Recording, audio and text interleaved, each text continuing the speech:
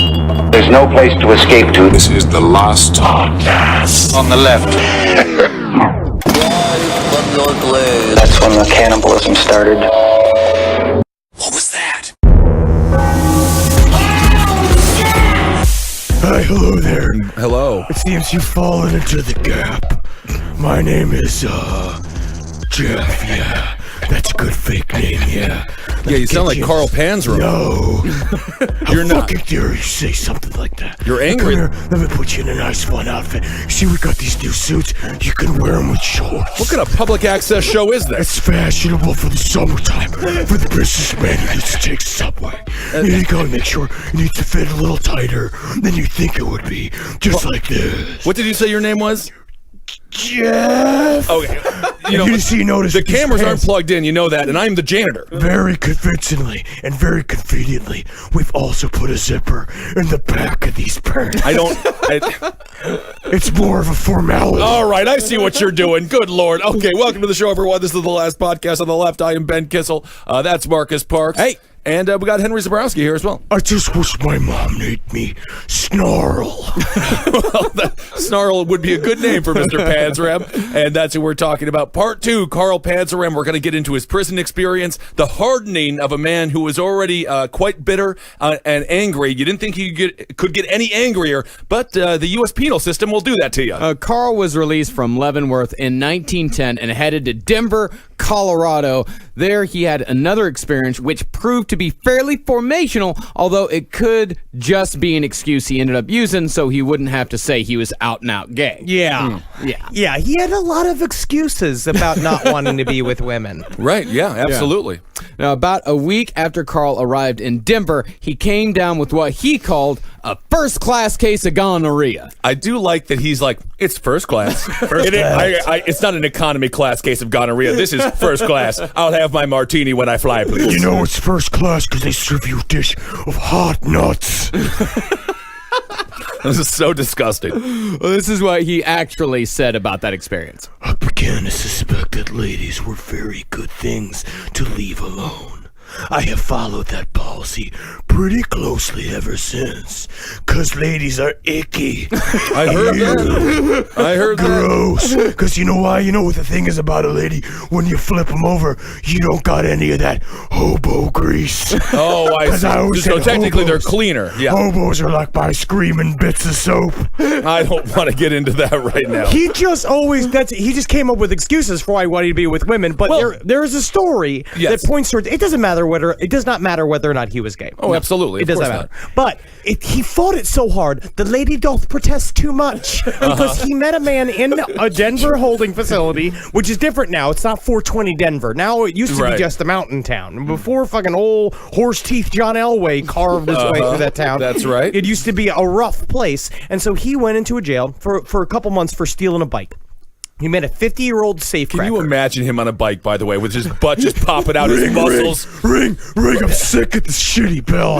I can make enough noise. He got arrested like 3 times for stealing a bicycle. He couldn't, because there were not really any cars around, and also, like, he couldn't ride a horse either, so the only way of locomotion that he had 2 ways, either the railroads or the bicycle. What was the name of the guy that Ice Cube had to knock out in the movie Friday? Debo. He just reminds me of Debo, just like, I'm on a bike. There's nothing feminine about it. You just must look like you took a circus bear and you shaved it. And so he went into jail and he started talking to this safecracker. Now, what he said was much older than him. He was about 20 years old because he just gotten out of Leavenworth. Meanwhile, he is 190 pounds of 6'2", a pile of muscle. Yeah. He's a ripped, hard, angry-faced little man. Right. And he met the safecracker. Then he said that he was super curious about learning how to blow safes because he wanted to up as much money as he could blow safes. Wait, hold on. Yeah, Yes. I am confused now with the There's the terminology. It's Okay. terminology. And so he gets released. He was only there for a couple months, but the other dude, the safecracker, had a 5-year term. So he gets out. He robs a hardware store. He takes a bunch of files. Carl does. He takes a bunch of files, straps them to his legs underneath his pants, which is a lot of effort, in order to break back into the jail to release his quote-unquote friend. That's kind of nice. If Only if you're fucking. Well, I don't I would know, not and do that's that with okay you. if they I would- found love in jail. I mean, would had come- the story not gone a horrible route that we'll get into, that's kind of sweet. When I finally have to come visit you in jail, I'm never going to go. I can't fit in jail. it would be my choice as a friend, and I would use the visitors area. So he broke into jail and then got caught. Okay. Because he's a fucking moron. Because Right. obviously not the most inconspicuous human being on the face of the planet. Yeah. They immediately put him back in jail, and so this is what he wrote in response. The thanks I got from old Cal was that he thought I was in love with him, and he tried to mount me, but I wasn't broke to ride, and he was, so I rode him. At that time, he was about 50 years old, and I was 20 or 21, but I was strong, and he was weak. All right, hot stuff. But I think that means he's in Wild love with stuff. him. Now I just can't stop thinking about you just getting all buttered up, breaking me out of prison, with Marcus just behind you, just like shoving you into the vent. Just go. Just go. If I just get as slippery as a fish, there's no way they can catch me. Oh, man, who knew the head guard was a noodler? Henry, I'm getting out. I'm getting in. So after Denver, Carl continued his life of crime, mostly robbing churches, until he arrived at the Kansas State Fair and joined Colonel Dickey's Circle D Wild West show. It is just, as you can imagine, what they do after hours. He didn't last long there and was fired for constantly fighting everything and everyone, including the horses. It is a scene out of Blazing Saddles. Yeah. It is real. He punched a horse. Right. Part of the reason why he was fired, this guy is a little stinker. Yep, and that horse, it went and it talked to the manager and said, I am a working horse, and I deserve to be treated with a little respect when I'm at work. Well, Carl saw the Circle D again at the Missouri State Fair a few weeks after getting fired, and in retaliation, burned down both their horse and cook tent before immediately leaving for St. Louis. The most beautiful city in the near to Midwest. Absolutely. We had a great time in St. Louis. Did Thanks for coming absolutely. out. Absolutely, I love St. Louis. Home of Chuck Berry. That's right. There, Carl worked as a strikebreaker for the Illinois Central Railroad. Now, this is how much of a badass Carl was that he'd even fight for the man. He Right. just wanted a job fighting, and there were so many jobs where you could legally fight. In 1910, it's amazing. There's so many goon squads. Yeah, so the strike, so their unions were on strike, the railroad union was on strike, is that right? Yeah, And then yeah. he just went in and just told them to get back to work with his pants down, or how did he do this? Well, a lot of times these strikes would happen, and the companies would send in strikebreakers, otherwise known They as just beat the living hell out of people. scabs, blacklegs, or knobsticks. God, and he loved all those names for himself. Yeah. Those are all different names he called his penis. Yeah, could be. Well, you know, scabs were just guys that went in and worked in place of the union workers. Right. Of course, they were some of the most reviled people in America at the time, but there were other strikebreakers like Carl Panzram who would just go in and beat the guys into submission. They would just beat them until they went back to work, and that was Carl's forte. That's how much of a dickhead he was. He just went ahead and added working for the man to his list of crimes. He found a job that was applicable to his skill set, and he filled it. I guess that is the American dream, isn't it? It Ben? is. Think about if LinkedIn was around. Oh my gosh. That And would not help. responding to his ad me Carl request. Panzram would like to add you to LinkedIn. No. Carl then made his way down to Jacksonville, Texas, and on the way picked up 2 pistols, a little robbery money from a church or two, and, in his words, a curly-haired, blue-eyed, rosy-cheeked fat boy. Now, he was a yeg, which was his person. Technically, if you gave him a label, and I don't necessarily believe in labels, but at the same time, labels help us to identify. He was a yeg, and so he had a Sure. boy captain. Now, this is again, we talked about this last time. I just can't stop thinking about Life of Louie, and I'm sorry. For It's that. true. Also, I think of myself Yes. as the rosy-cheeked fat boy just with Carl Panzram, being like, he's my stepdad, right? Yeah, good lie. Good lie, you funny little boy. But it's kind of like if Aladdin also had sex with Apu.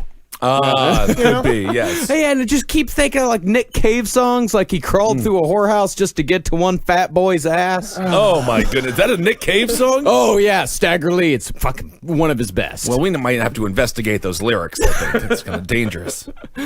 But when Carl and the fat boy were arrested in Texas, the cops took Panzram's guns, but left him the fat boy. How do they take the fat boy, leave the gun? No. There's no constitutional right to the fat boy. You cannot get get between a Yeg and his boy. You absolutely can. No, it's like get between a mama chimp and a baby chimp. I don't. Can you imagine trying to take the boy? Maybe they just from couldn't Carl lift the Panzeram's hands? boy. Man, you're heavier than you look. Are you made of steel? And the two were sent to the road gang, where the boy was taken away there, only to be given over to the boss man so he could become his fat boy. I don't understand what's going on. Fat What boys- happened to the fat boy? From what I could tell you from being an altar boy, fat boys are currency. I guess so. And when the boss man got tired of the fat boy got sent back to Panzeram in the prisoner's tent. Oh, By this my point, goodness. he's got all the boss man's oils all over him, and he can't go back to the nest. Disgusting stuff happening. Now, in hobo terms, the boy was what you called a punk, a.k.a. an Angelina, a.k.a. a Prussian. Interesting. All right. No, or Prussian, not Prussian as in like from Prussia. Oh, It's like okay. Prushin. I don't know why they were called Prussians, but that's what they were called. I don't even know why they were called Angelinas. Something I to know do why with- he's called the fat boy. I know what's called Angelina. Why is he called an Angelina? We don't want to get into it. Why would you even prompt that? You know he's going to say something horrendous. In Carl's words, quote, This comes from a fantastic letter where Henry Lesser, so during this period of Henry Lesser, Henry was just like, can you please explain to me some criminal code? And Henry Lesser was... Henry Lesser was the prison guard Right. that Carl Panzeram gave all of his letters to. Essentially, Henry Lesser is the guy who took Carl Panzeram's autobiography and spent 40 years trying to find a publisher for it. Henry Lesser is the reason why we know about Carl Panzeram. So in Carl's words, A punk is a poofter, and a poofter is a prater, and a prater is similar to a fruiter. The only difference between the two is that one likes to sit on it, and the other likes to eat it. It's like if Dr. Seuss was horrible. Yes. What are those words? Oh, just wait. If you want to hear a horrific Dr. Seuss, this next excerpt is going to give you all the Dr. Seuss you need, my friend. Okay, but a poofer is a what? A poofter is a prater, and a prater is similar to a fruiter. And the only So a difference between the two is that one likes to sit on it, and one likes to eat it. So a poofter is a fruiter. A poofter is it's like... In the criminal algebra, yeah. Yes, is this what Common Core is like for children right now? This is a further explanation. Or not even explanation, this is just a list of all the hobo and criminal terms that Carl Panzeram picked up over the years. I've been mixed up in every kind of crooked deal there is with every kind of crook there is. Con men and gang men, prowlers and boosters, stick-up artists, can opener artists, and sometimes face artists, Peterman and boxmen, paper hangers and grape hangers, hustlers and rustlers, pimps and McGimps, hookers from the big town and hookers from the sticks. Big shots and pikers, dynamiters and sodomiters, fruiters and poofers, digbats and gay cats, shiv men and gunmen, needle pumpers and snow snifters, hotheads and jugheads, wise guys and dumbbells, bootleggers and rum runners, wolves and gunsels, dips and short card gamblers, home guards and boomers, booze fighters and cob fighters, and last and not least, mustlers and gustlers. I have put in 29 years in the game of hooks and crooks. There is no angle of this game that I haven't tried at some time or other. I've even tried running a gas station. It sounds like when Johnny Depp played Hunter S. Thompson, and he's describing the downers, drugs screamers, in Fear and Loathing in Las Vegas, or a man desperate to sell fireworks, just like we got. It doesn't explain what most of those mean, but Right. he did expand on just a couple of them. A face artist is an exceptionally well-experienced fruiter, one who knows his bananas better than an amateur. A face artist is one who goes downtown for lunch and nosedives into the bushes when he's hungry. I'm being subtle. I'm talking about cock. Oh, I see. I was actually confused. I mean, there is something very literary about the way that he writes. He's an incredible writer. He's a fantastic writer. I mean, the quote on the cover of Panzeram, A Journal of Murder, is from Norman Mailer. I mean, this guy is actually well respected as a writer. Very bizarre. Yeah, there's something very Bukowski about hearing the way that he describes his horribly difficult and strange Oh life. yeah, Bukowski, Hemingway. There's all kinds of different writers mixed up in here. Yeah, he wears his influences on his sleeve. That's Well, it. I mean, it's possible that Hemingway stole his whole act from Panzeram. You think so? Anyway, back in the prison camp with his fat boy, Panzeram's 40 days were up and he was ready to head out into the world alone. But the boss refused to let him go. Carl tried to escape, as was his wont, but he was caught and earned some time at the snorting pole. Ooh, what the heck? Now, I have had some fun nights. Yes. It I definitely don't know. sounds like a Paris Hilton activity. Yes, it's the snorting pole. What do you guys do there? A bunch of cocaine. No, the snorting pole was a fairly common form of punishment in the Southern penal system in the early 20th century. How it worked was a rope was run through an eye hook affixed to the top of a 12-foot pole. And the rope would be attached to a pair of handcuffs snapped around the wrists of the prisoner. And the prisoner would then be pulled upward by the wrists above his head until his toes were barely touching the ground. He would then be stripped naked and whipped with what was called a red heifer, which was an 8-foot-long snake whip. Particularly, they used black snake whips, which meant that they had a load of lead at the bottom that could be used as a blackjack in a pinch. You know, it is just picturing this extremely muscular man in that position. I'm fairly certain that my older brothers had similar articles that they would read as But children. they gave their consent. Oh, absolutely. These whole things about of course. if this was consensual, this would be the meatpacking industry. Like any point Having of the fun. evening in New York City. If he could say a safe word and they're like, okay, everything's fine now, go have some sandwiches, it would have been fine. It does seem, in the very bottom of it, a little like homoerotic in terms Yeah. of big burly rail because men the with way their he shirts looked. open Yeah. and him all cut up and like covered in tattoos, just going like, "Yeah, whip me till I'm gay." You're gonna be like excited. We don't be have to gay. whip you at all then. Now, the snorting pole was so called because when men were whipped, they would, in Panzram's words, jerk, yell, jump, and snort. And about the experience, Carl said, When a man is let down after being whipped, he has blood on his back and murder in his heart. I was making jokes, but this is very serious. This is torture, and it's absolutely awful stuff. Well, he did awful shit too. I know, but he was just one of the many people who were given this treatment, and I'm sure Yeah. they were just caught doing God knows what. Of course, yeah. I mean, Panzram was the worst of the worst, but this stuff was meted out equally to all prisoners. Right. This was not saved just for people like Panzram. Yeah. And of course, this kind of punitive action, it only makes bad criminals worse. Oh, absolutely. It does absolutely nothing to help them out. But Carl saying that he had murder in his heart, he would not act on that just yet. After being released, Carl set back out on simple mayhem. He would rob chicken coops and burn them down, or set fire to prairie grass or the woods or anything that would burn. Because for a while, that was how Panzram, that's how he got out his frustration. That's how he got out his anger. He just burned shit down until finally one day that wasn't enough anymore. Well, now I remember, what was it, Otis Toole and Otis Toole. Otis Toole and the other fella there. Henry Lee Lucas. Henry Lee Lucas. They would always rob chicken coops. What did they get from it? Chickens. They just take the chickens? You take a hobo in 1920. That motherfucker is gonna love a chick. I just feel like it's Also- like a Resident Evil. They're just collecting eggs to make themselves stronger. I don't know what's going on. But also, at the same time, the noisiest crime of all. And this is why he keeps... Yeah, shut up. And then you got a bunch of chickens you got to deal with. Shut up!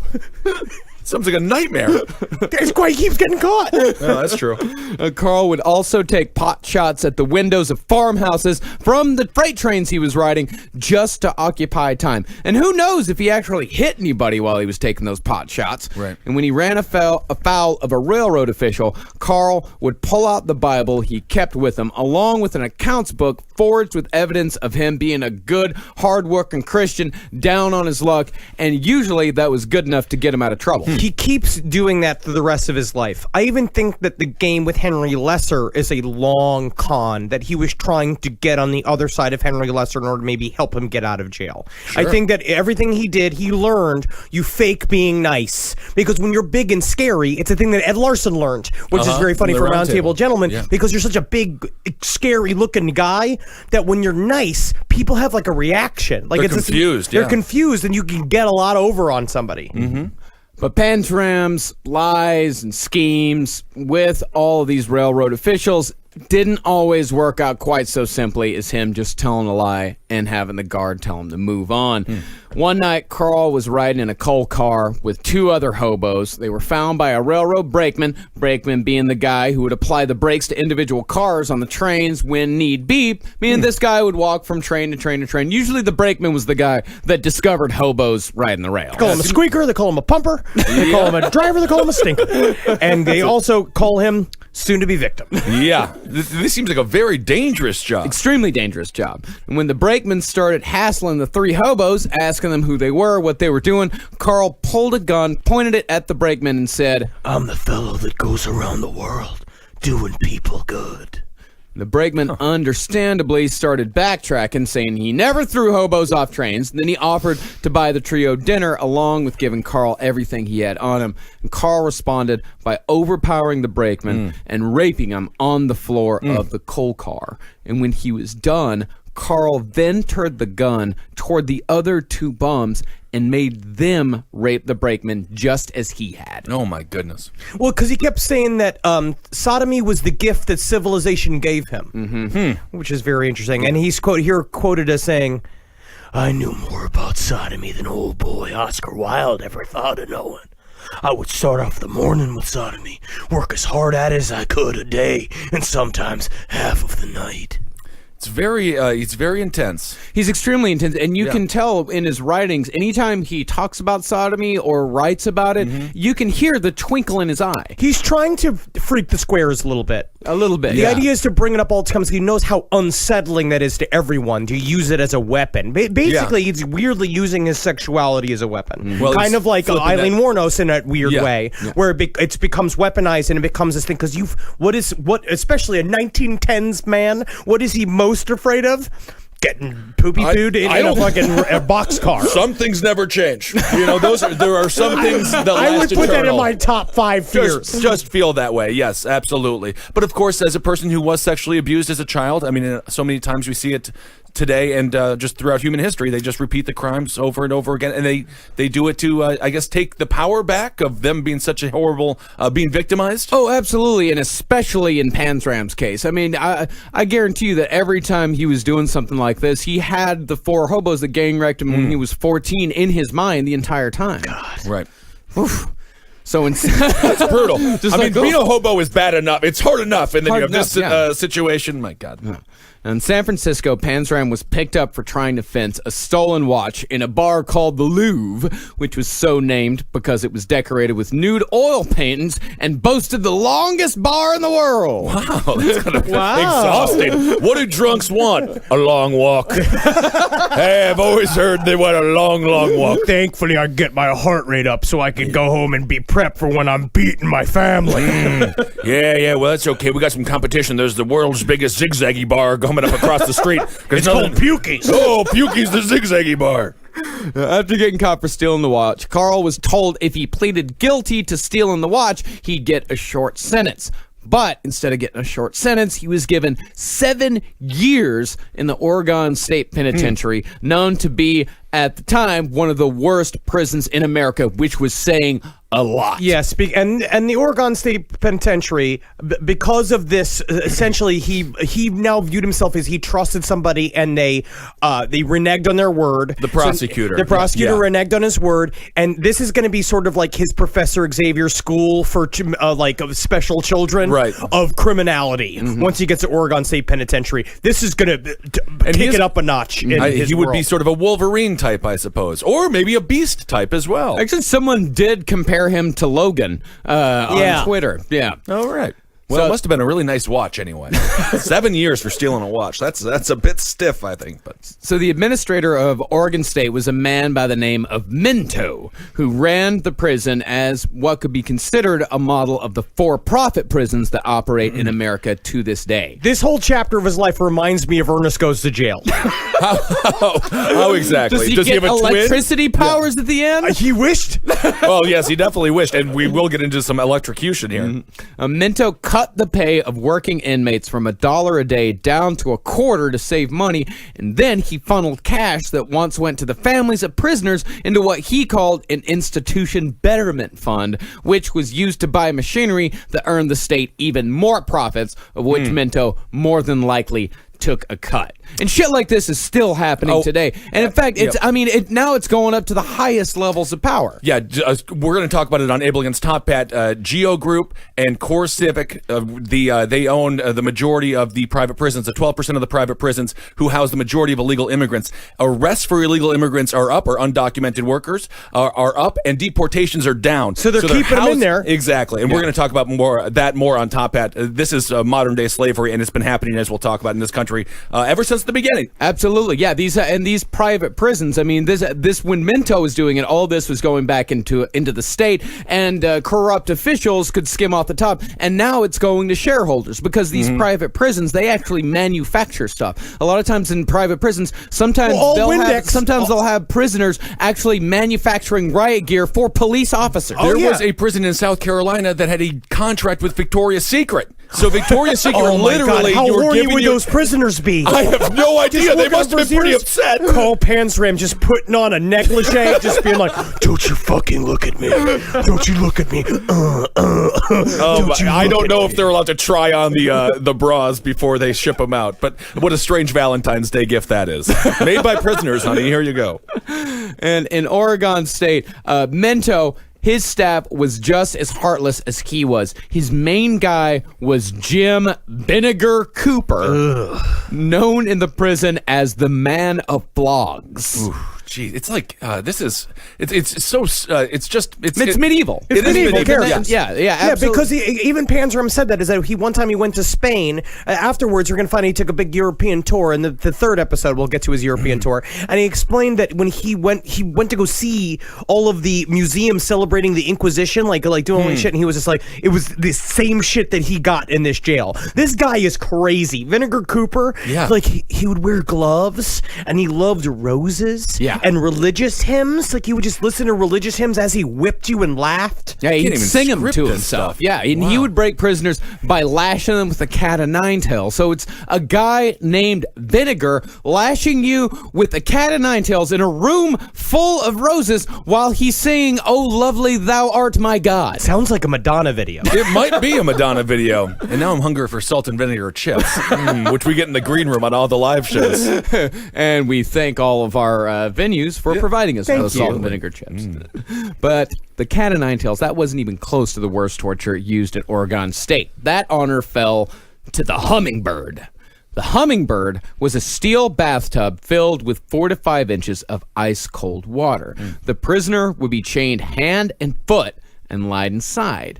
The torturer would take a sponge, much like the one used in the electric chair, to direct the current and connect that sponge to an electric battery using wires. Now, to be fair, this is what Bill Belichick did to make Tom Brady so good. I mean, it's about discipline. It is about discipline. Now, the torturer, wearing rubber gloves and a rubber slicker to prevent himself from getting electrocuted, would begin by rubbing the soles of the feet with the electrified sponge, moving up the body slowly. And Panzram said the sensation felt like millions of red-hot needles sticking into the skin. Now, the reason why they use that wet sponge, and it's also the reason why they used to use the wet sponge when they would put guys in the chair, because that wet sponge directs the current. It puts it all into one place. If they didn't use the wet sponge in the electric chair, that puts the electricity all over the person's body. And it'd kill you. It cooks them. It cooks them much slower. Remember Green Mile? Yeah, when they didn't put the sponge into the water with the guy that loved the mouse so much. Yeah, John Coffey. It's like the drink, but it's not spelled the same.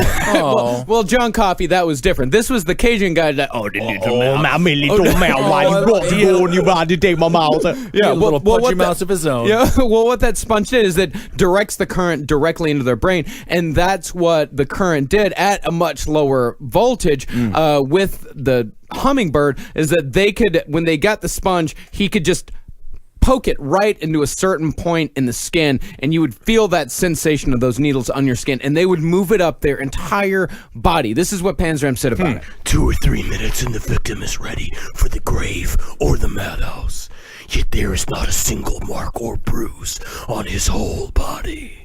Now, what I say, too, what I liked in the beginning of his explanation, because we learn about all these tortures from his letters to Henry Lesser, and one of the things that Carl wrote is like, it's called the hummingbird, not to be confused with a hummingbird, which is a tiny little cute bird that just cute, yeah. wonderful to see. It's not that bird. It's not. No, it's worse than that. that bird brings nothing but delight. And if I see anybody who says any different about the hummingbird, I'm gonna push him down into a bath. All and right, give him the hummingbird. Yeah, I know.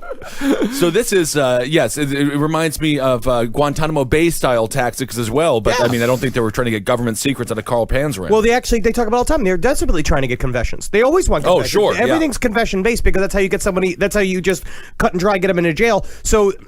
We even talk about how a lot of times the jails themselves would try to cut down on the punishment tactics because they know they're not getting anything but lies from people. Right. It reminds me of that film Shocker as well, which is a great horror movie.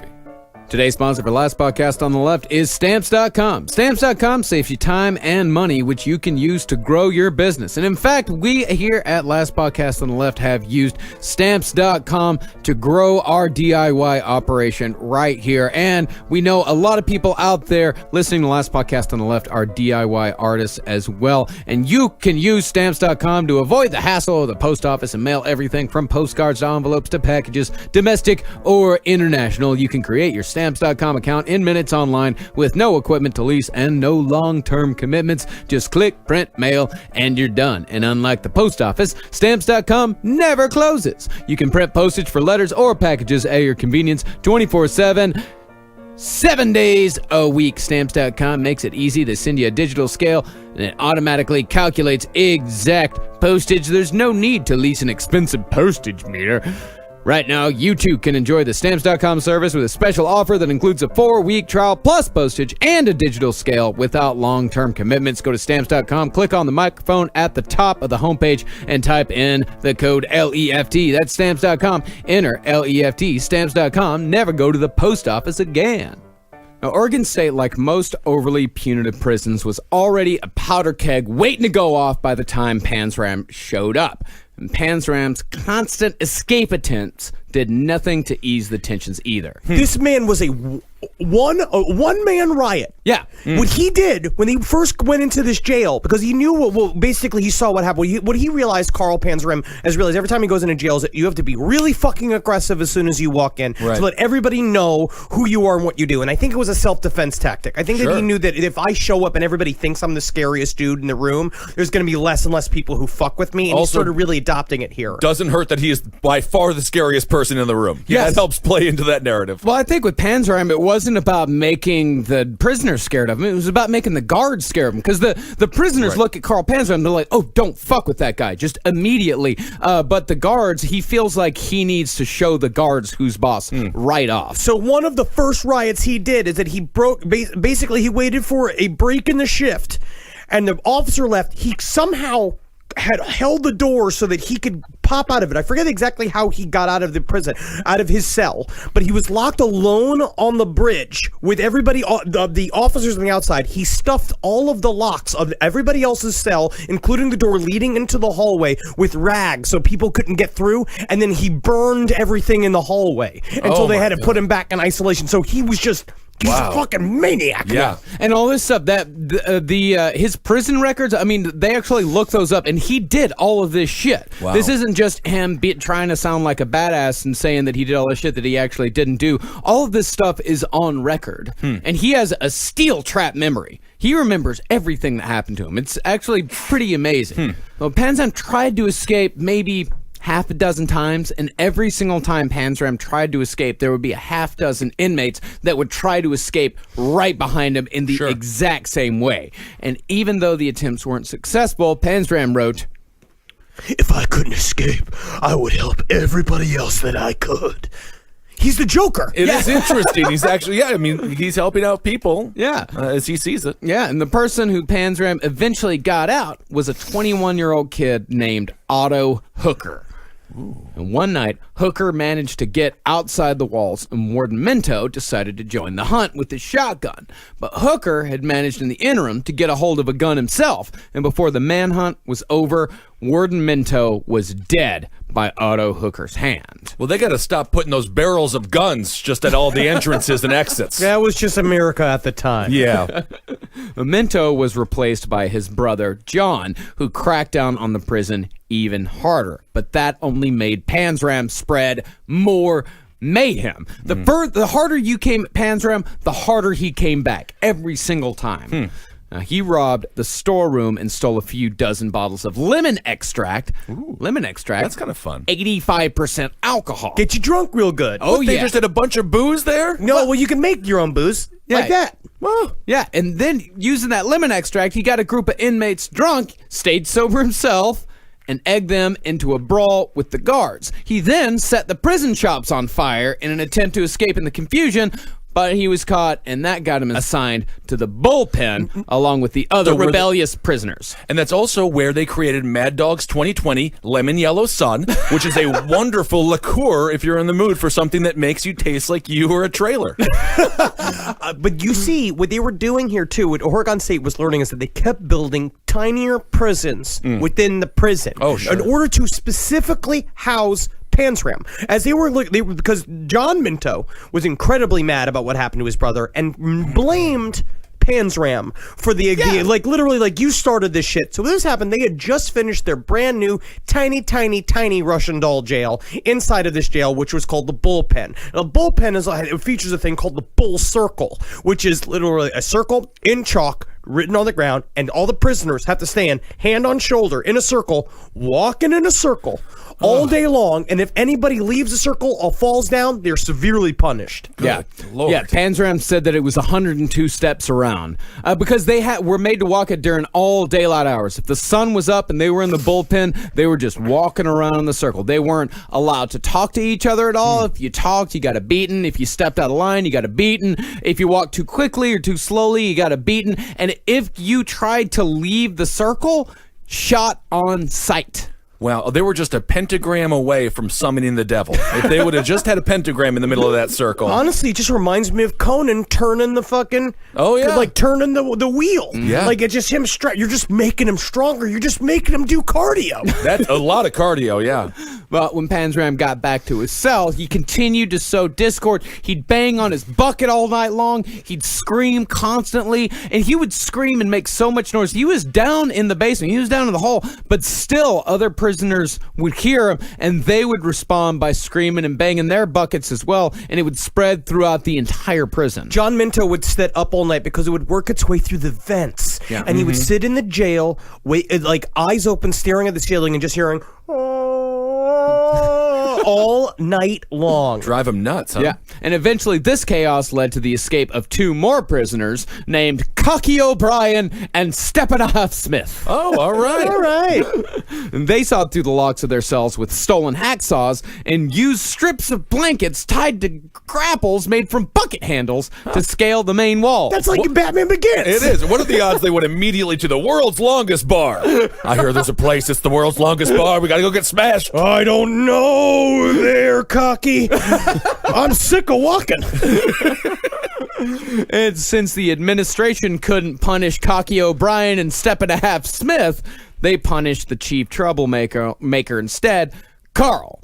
They took him down to the basement, stripped him naked, chained him to a door, and unleashed the fire hose. The fire hose. It sounds fun if it's like, that means they're 50 cent fire bombs. Yeah, it's Everyone, cute. And it's like you have like a lady in like a thin white shirt with a fireman's helmet on. She's getting lightly sprayed with a hose. That's fine and nice. Sure. But when it comes down to it was subtly the worst punishment in the prison. Yeah. Because they said they stand 20 feet back and then full bore slam. And they said one medical record, the force was enough to blow a 6-foot man 10 feet back. Yeah. And he's shackled to a door. They basically shackled to a door completely nude and then just... Good Lord. Brutal. Yeah. Like you're the horniest little fire in the world. Yeah, he said his entire body was bruised and swollen. This is what he said about other parts of him. My privates were as big as those of a jackass. The full effects of this didn't wear off completely. And I tell you what, I'm thankful. Yeah, well, that's another Ed Larson situation from the round table, but we don't need to get into all that.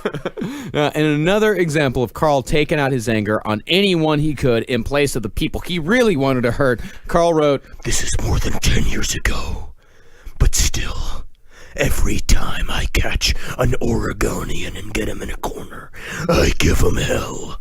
Many a man has paid for what those men done to me that Sunday morning. I'm coming for Fred Armisen. If I even see a trailer for Portland. Oh, my. I don't think you would like that show very much. Oh, I give that TV hell with my bottom half. Carl, there's a nice bird in the film, though, or in the movie, in the TV show. More like put a bird up my ass. All right, well, not everything has to... Can you imagine just a poor Oregonian man, just a door-to-door salesman? Making his I craft didn't know. beer. I'm not that person. What do you want from me? Sitting outside with his wonderful cold brew coffee. Oh, my gosh. Now, news of Carl's hosing reached all the way to the State House, and the second warden Minto was removed for cruelty. This was a statewide scandal. It was a huge deal. It got written up in the papers.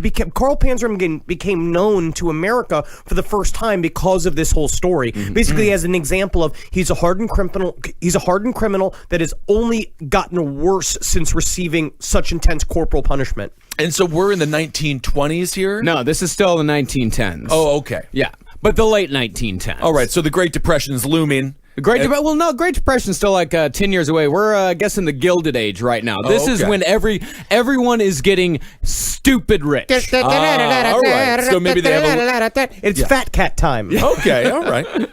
Now, that warden, Minto, when he was fired, he was replaced with a reformer named Charles A. Murphy. Now, this is very interesting. This is super interesting stuff. Like this story, the story between Charles Murphy and Carl Panzram, it's very interesting because Murphy, he was maybe the first person of authority to not treat Carl like a complete animal. And his great-grandson went on to become RoboCop, which is kind of cool. Yes, and in this story, Carl Panzram blossoms sort of like Lauryn Hill in Sister Act 2. We reference that movie an awful lot, as a matter of fact. Pretty much any movie with nuns. Yeah, Sister Act, Nuns on the Run, pretty much be anyone pretending to be a nun. We love. I like fake nuns. I hate real nuns. That's my don't problem with watching The Keepers. I just don't care about a dead nun. No, you have to care. She's a human being. Cessnick. And I watched episode 1 of The Keepers. I'm excited to finish the series. Murphy began his reign at Oregon State by abolishing the hole, the bullpen, and all the torture, and he made potato peeling the worst punishment an inmate could receive, which earned him the nickname Spud Murphy. Yeah. Very fun. I love Spud Murphy. Yeah. Murphy also upped the quality of the food, fixed the phone lines, and made more jobs available to prisoners. And after these reforms were put into place, tensions eased and disciplinary reports plummeted. I thought it was really interesting about the food that I didn't know before is that they basically served only carbs. Before, they would serve either rice or potatoes because when people came to inspect the prisons, they wanted them to look plump. Yeah. Right? So they would literally fatten them up with carbs, but they didn't get any nutrition, so there would be so many... There was many prisoners that would die from lack of nutrition because of how little vegetables or sunlight or water that they got. Scurvy. Scurvy, yeah, makes prisons sense. were full of scurvy at this point. Still happens to this day. But even though all these reforms were put into place, Panzram didn't particularly care and kept trying to escape. He was caught again with a saw in his cell, but Murphy responded, instead of sending him to the hole or the bullpen, by increasing his rations and giving him magazines to read. Well, I ain't taking nothing unless it's Golf Digest. Here it is. I mean, why are you being so nice to Snarl Panzram? You ever heard of this fun magazine called Cracks? Here it is. Alternative facts. Snarky commentary. When Panzram was caught yet again, Murphy called him into his office. Panzram immediately identified himself as the worst guy in the prison. He was a lost cause. Murphy couldn't possibly reach him. So Murphy, in a gigantic gamble, told Panzram that the next day, the gates of the prison would be open to Carl, who could go wherever he wanted, just so long as he gave his word that he would be back by supper time. This is honestly a massive mistake. Well, I kind of agree, but this is what the conservatives got all over Dukakis for in '88. This is why H.W. got elected. Soft on crime. And this is what Carl said happened. I fully intended to escape at the first chance, but something went wrong somehow. Old boy Spud was as good as his word. He opened the gates and I was free to go any damn place I wanted. I just stood there dumbfounded and so surprised at what I couldn't understand that I didn't try to escape at all. I just walked around a little while to see if any screws was watching me, but I didn't see any, so I sat down and tried to dope out what it was all about. Of one thing I was sure, I could have gone if I had cared to. And another thing I was sure of was that there wasn't any more honor about me than the stone I was sitting on. I just thought, as I couldn't understand what it was all about, that I would stick around a while and see what would happen, and then I would sure beat it after a few days. That evening I walked up to the gate of the prison and demanded to be let back in. It's like the end of the movie Problem Child. He didn't know why they were being so nice, but then he found out it's because they cared for him. Mm-hmm. Now, after that, Carl started to change. First, Murphy gave Carl a job. And when Carl seemed to be pretty good at that, the warden organized a baseball team. And Carl joined that too. But he was terrible at He baseball. was really bad at baseball. Well, course he was. baseball's very difficult. Because he kept chasing after the pitcher, being like, throwing a ball at me. I'll throw a ball at you, Mr. Little Pitcher. He might not have the temperament for that game. I don't want to see him with a bat either. It seems kind of dangerous. What's the movie where the person holds onto the bat and just hits all the people on the bases? Remember I think that? it's Major League. Maybe written me out. It might be Major League. When Carl wasn't any good at the baseball team, they didn't give up. They told him to join the prison marching band. And they tried to put him on drums, which you think would be perfect for him. Yeah, you know, he knows how to drum. He kept playing with the flute. They tried to give him the flute, but he just bit the head off of it. Oh, of course. Yeah, that's kind of adorable. Yeah, but unfortunately, as Carl wrote, he said he was too dumb to learn a musical instrument. So they made him the drum major. You see, anybody can play the drums, right, Marcus? No, that's not what a drum major is. What is You it? don't know what a drum major is? I didn't go to band. He's too dumb to play in his. I don't. Okay, let me guess because I actually don't know. I think the drum major is the one who marches in front of everybody, and then they just have to follow him. Yes. And technically, people give him praise even though everyone else doesn't. No, that the drum major is the one with pizzazz. The drum major is the leader of the whole thing. They conduct. Yes, conduct. Yeah. Yes, that's right. But they get a lot of praise. Yeah, the drum major, he's like a fancy conductor man with a big hat with a large feather on. Yeah, it was like so what Rick Perry used to do. No, Rick Perry was a yell leader. That's a cheerleader thing. You're getting everything all mixed up I'm here. sorry. Come, beat that drum, beat it like a fat boy's drum, beat it like a fat boy's drum. He is wonderful. Beat it like a fat boy's drum. Wonderful. Whatever gets him into character.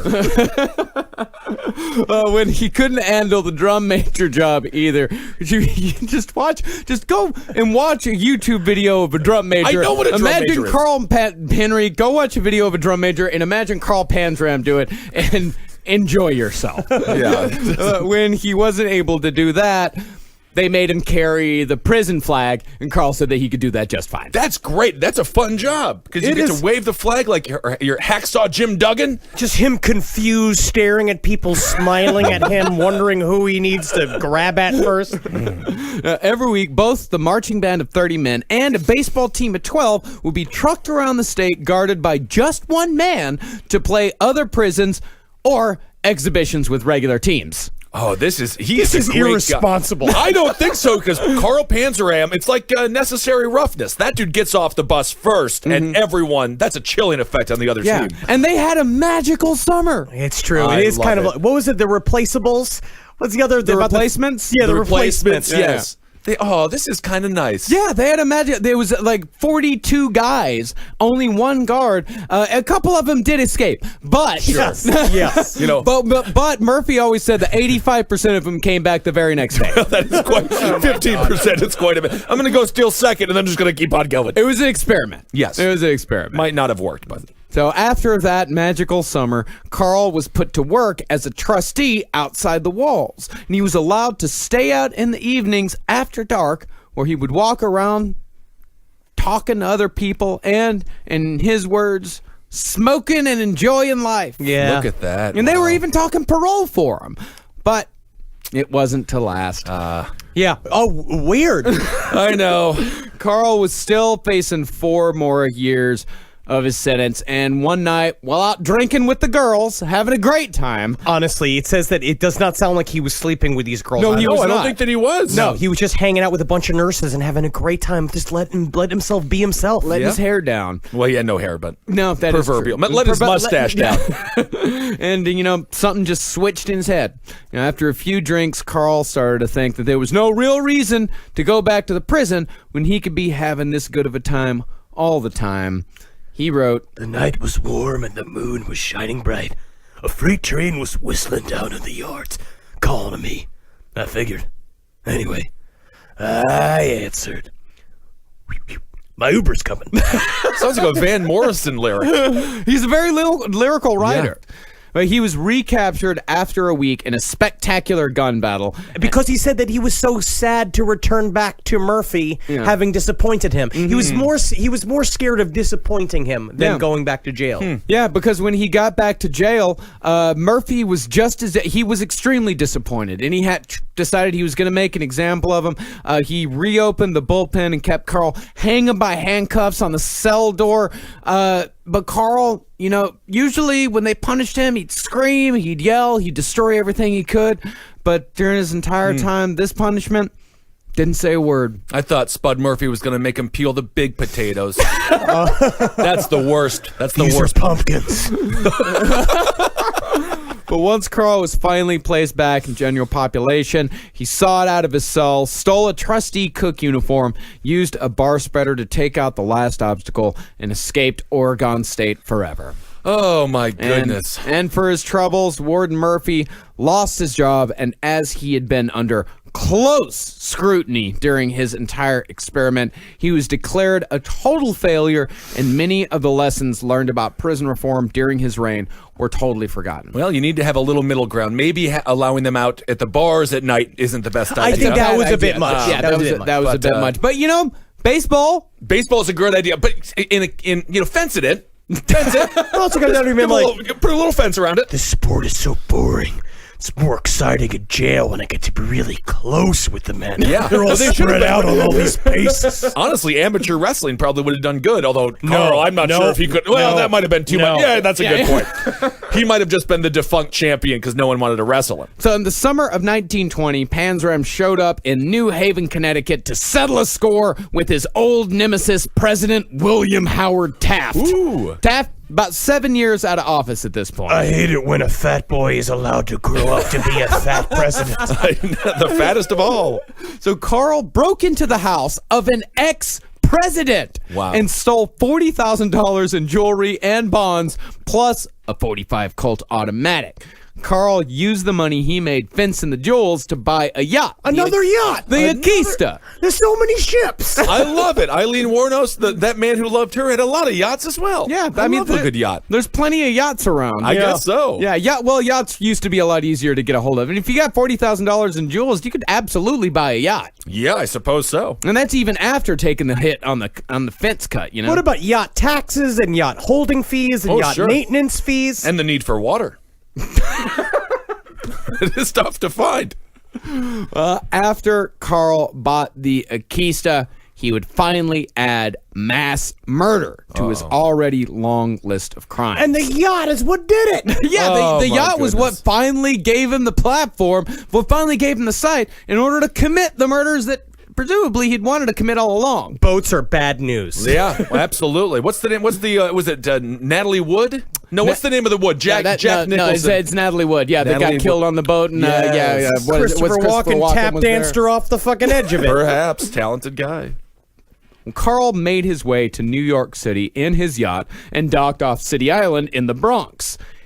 He would make his way all the way down to the bottom tip of Manhattan at 25 South Street and find sailors who seemed to have a bit of cash and promised him big pay and easy work up on his yacht. And when the sailor would inevitably say yes, Carl would have them bring all their possessions up to the Bronx. And this was a pretty smart move on Carl's part. Get all of your money.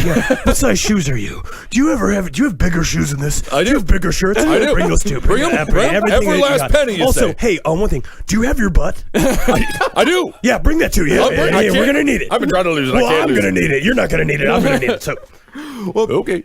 Well, the genius part of that was that Carl was close enough for the trip, but he was far enough away where the sailors couldn't leave anything behind. I mean, the tip of Manhattan all the way up to the Bronx. I mean, that's 10 miles, or maybe like 3 or 4 miles. I say by Whatever. schooner, it's 3 miles. If you go how many, depends how many knots you're going. As the crow It flies. depends if the jib is wired or if the scoot is full. That's right. That's correct. There, Carl would get them as drunk as he could, as soon as he could, what we call pulling a Dahmer. Ah, yes. I didn't know that we called it that, but We do now. We'll do it now. What I call pulling a I think Dahmer? you're I going to would just call it say, pulling a Dahmer. honestly, if there was like an a la carte way to be murdered and you ordered the Dahmer, Yeah, it would be this. that would be it. It would be Yeah. this. And sometimes he would sodomize him, but sometimes he'd just let him go to sleep. And while they were asleep, Carl would use the very gun he stole from President William Howard Taft to end the sailor's life with a single shot to the head. He would then tie a rock around their dead body, take it about a mile out into the sea in his rowboat, and drop the victim overboard. It's about the implications. It is. This is so unreal, but this is all true. This is all true. I mean, this is. He used the gun of an ex-president Right. to kill 10 men over a 3-week period. Oh my gosh. Great criminal, terrible guy. Yeah. Horrible guy. Yeah, Yeah. absolutely. He only stopped when other people docked at City Island, noticed how much loot he was accumulating. Him just dressed like a fancy queen with a big Yeah. crown on, just draped with jewels and gorgeous. many layers of sailor's clothes. Yes. Just out here on my yacht, enjoying my many layers. You look like Razor Ramon. The next 2 sailors he hired were kept alive, and the 3 of them started traveling down the East Coast, robbing yachts together. But they only got as far as Atlantic City before they got caught in a squall and were run aground. And from there, Carl would embark on a world tour of mayhem and horror, which we will get to on the conclusion of Carl Panzram. Yeah, this old dude's just getting started. Just getting going here. What's that video game? Is it Fists of Fury with the huge dude? You're thinking of Final Fight. He does Final totally Fight. remind Oh, me of shit. That's And it. He's also- just the huge guy, just spins And did around you- and just the destruction in his path. Did you know in Final Fight, that guy's the mayor? Isn't that something? Interesting. Well, I'd vote for him. Yeah, he is the. If you were to pick, like, if president were to be chosen by who is strongest and toughest, Yes. like the idea of President Camacho and Idiocracy, Right. He would be president of the United States of America. Absolutely. Carl Panzram, whew. Wow, what a story. Obviously, again, a horrible human being who made terrible decisions and terrible choices. And it's quite unfortunate because obviously he was intelligent enough to know how to write, to understand what he was doing, and quite frankly, intelligent enough to travel around the world. He said that he was intelligent enough. He did it very deliberately. All of these crimes were he learned that might makes right early on, and then he just kept expressing it because it made him feel good. And he's got just like not like all of these guys, but a lot of these guys, like say like for example, like Richard Ramirez, there's not a single shred of goodness in that piece of shit. Right. Like he is just pure fucking evil. And even like Gacy, like there's nothing in that guy redeemable. But with Carl Panzram, it's like sometimes you see that little redeemable moment. Or Like you was see it an that, act, though? You see I that don't know. little spark. I think there's also something to be said about he didn't kill women. And so as men, we're a little bit less sensitive. I do think that's the case because, you know, he gets, I don't know. I just feel like it doesn't, you don't treat him the same way. I mean, he obviously was so. making a point. Whatever he was doing, he was making a point about his treatment. Yeah. Yeah, he was making interesting. a point about his treatment, but I hesitate to call Carl Panzram, as we do a lot of these guys. I hesitate to call him pure evil. Yes, I really do. He got it pounded into him too. Yeah. There's a part of it where he just kind of only learned punishment, and so then he gave a lot of punishment. Either way, no excuses for his actions. No, but an interesting story. No excuses, but he is. I think that he's a much more fascinating character. Like He's deep. I cannot believe there's never been a Carl Panzram movie. Like just the part about him, just the relationship between him and Charles Murphy alone could be a film. And I'm Because going to say Tom Hardy for Carl Panzram. Well, he played Bronson, and Bronson is it's the already new done. American thing. It's like the That's same right. thing. We can't do that anymore. Yeah. But it would have been a good call. It would 10 have years been ago. good. It would have been good. You know what? Harrison Ford. Goldberg. Make him old. The wrestler If Bill Goldberg could act. But yes. yeah, well, I don't know, but he showed that he could act in Santa's sleigh. No, See? he didn't. He did a bunch of taglines and stabbed people. All right. Well, we'll go on. We'll continue. This is an amazing story. This is one of my favorites that we've covered. But you know what? The reason why it's such a good story is because we have it straight from the man himself, and the man himself can write. Yeah, and he can do a lot of other disgusting things. Absolutely. And we will get into the horrific things that he did across the world. All right. Well, let's see here. Speaking of across the world, we're going to Toronto. Yeah. So we're going to see them very soon. We'll see. T-Dot. And then let's see. Anything else to announce as far as that goes? Well, we've still got tickets are on sale for our Milwaukee show. Yep. You can find those online. We're about to announce a large run of shows for the summer. Slew of shows for the summer and the fall. That's going to be coming here in probably a week or so. And we're going to be coming to a lot of places that people have been wanting us to come to for a long time. We cannot wait. Absolutely. And of course, that's only been possible because of everyone who donated to the Patreon page. Mm-hmm. So thank you all so much for that. Yep. And if you feel like we deserve a little bit of cash, you can go to patreon.com/lastpodcast on the left. If you give just $1 or more, then you can get advanced ticket sales to all those upcoming shows we just talked about. Yeah, and I just read a couple of creepypastas, so make sure to go and give those a listen and harshly criticize me. You can follow us on Twitter. I'm at Henry Loves You, and Marcus Sparks at Ben Kissel. You can follow us on Instagram. I'm at Dr. Fantasy, at Marcus Sparks, at Ben Kissel, the #1. And you can follow us, Last Podcast Left, on all the fucking various bullshit motherfucking things. All right. At LP on the left. Yeah. And of course, keep on supporting all the shows here on CCR Roundtable of Gentlemen, Abe Lincoln's top band for everything politics. Page 7, movie signs with the Mads, Wizard and the Bruiser, and let's see, what else am I missing? Sex and Other Human Activities, everything. You know where to find it. And I also want to give a special thank you to Johnny Crowhand. Yeah. He gave us some wonderful jewelry in Colorado Springs that I haven't been able to properly thank him for yet. But thank you very much, Johnny Crowhand, for the wonderful hand necklace you made me. Oh, well, that sounds like puppetry of the penis. Yeah, I don't know about all that. It's beautiful. I wear it when I write. Okay, hail yourselves, everyone. Hail Satan. Hail Gabe. Hail me. And a magustulations. Go to yourself and be good.